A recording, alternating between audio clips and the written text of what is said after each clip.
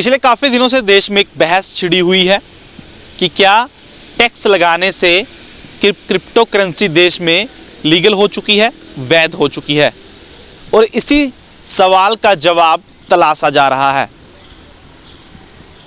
और इसी बात के ऊपर से कल पर्दा उठाया देश की वित्त मंत्री निर्मला सीतारमण ने। आपको बता दें कि कुछ दिन पहले ही घोषणा हुई थी कि सरकार ने क्रिप्टो करेंसी से होने वाले लाभ पर 30% टैक्स लगा दिया है। यानी कि अगर आपको क्रिप्टो करेंसी के ट्रांजैक्शन पर बेचने पर लाभ हुआ है तो उस पर आपको 30% टैक्स देना होगा। अगर सीमा से ज़्यादा ट्रांजैक्शन हुई है तो 1% TDS भी काटा जाएगा। उसके बाद लगातार देश में ये बहस छिड़ी थी कि क्या टैक्स लगने से देश में क्रिप्टो करेंसी वैध हो चुकी है, यानी कि लीगल हो चुकी है। इसी बात को लेकर कल निर्मला सीतारमण ने संसद में जवाब दिया और कहा कि टैक्स लगने का मतलब ये नहीं है कि क्रिप्टो करेंसी लीगल हो चुकी है। सरकार के पास क्रिप्टो करेंसी पर टैक्स लगाने का सॉवरेन अधिकार है, राइट है, और उसी के चलते क्रिप्टो करेंसी पर 30% टैक्स लगाया गया है। क्या क्रिप्टो करेंसी पर प्रतिबंध लगेगा या नहीं, इस सवाल के जवाब में उन्होंने कहा कि फ़िलहाल सोच विचार किया जाएगा और जो फैसला है विचार विमर्श करने के बाद ही फैसला लिया जाएगा कि फ्यूचर में क्या क्रिप्टो करेंसी पर रोक लगेगी या नहीं। साथ ही उन्होंने कहा कि टैक्स लगने का मतलब ये भी नहीं है कि क्रिप्टो करेंसी पर प्रतिबंध लगेगा या नहीं लगेगा। आपको बता दें कि अगर भले ही आप इनकम टैक्स के दायरे में हो या नहीं हो, अगर आप क्रिप्टो करेंसी का व्यापार करते हैं, लेन देन करते हैं और उससे भी आपको बेनिफिट होता है तो आपको 30% टैक्स के रूप में टैक्स जो है वो सरकार को देना होगा। अगर ट्रांजैक्शन सीमा से ज़्यादा होती है तो उसके ऊपर भी 1% TDS लगेगा। यानी कि इस बयान से एक बात साफ हो जाती है कि देश में क्रिप्टो करेंसी लीगल नहीं होने जा रही। देश में सिर्फ भारतीय रुपया ही एक इकलौती ऐसी मुद्रा है जो देश में लीगल मुद्रा है, रुपया ही को ही मुद्रा मानी जाती है। इसके अलावा आपको बता दें कि सोना, चांदी, हीरे तक भी बहुत बहुमूल्य हैं, लेकिन उसको देश में मुद्रा के तौर पर चलन बिल्कुल नहीं किया गया।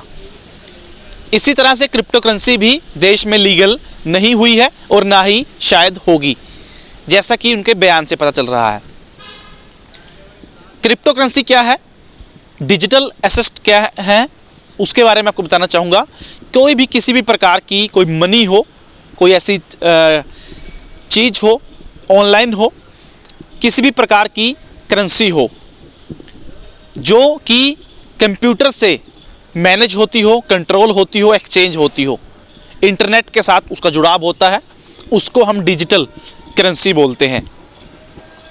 यानी कि जो जिसे हम छूकर भी जो है वो पता नहीं लगा सकते, अदृश्य हम इसे कह सकते हैं। ऑनलाइन अगर हम बात करें तो उसे भी कह सकते हैं। इस करेंसी के ऊपर पिछले काफ़ी समय से हम देख रहे हैं देश में बिटकॉइन का सबसे ज़्यादा लेन देन व्यापार हो रहा है। बिटकॉइन है, डोगी कॉइन है, थेरियम है, इस तरीके की कई करेंसियाँ जो हैं वो देश में पिछले लगभग 3-4 सालों से मैं बात करूं, उनका प्रचलन काफ़ी बढ़ गया है। तो सरकार ने उसी को लेकर फैसला किया था, लेकिन कल संसद में निर्मला सीतारमण ने बड़ा बयान देते हुए साफ कर दिया है कि देश में क्रिप्टो करेंसी वैध नहीं होने जा रही।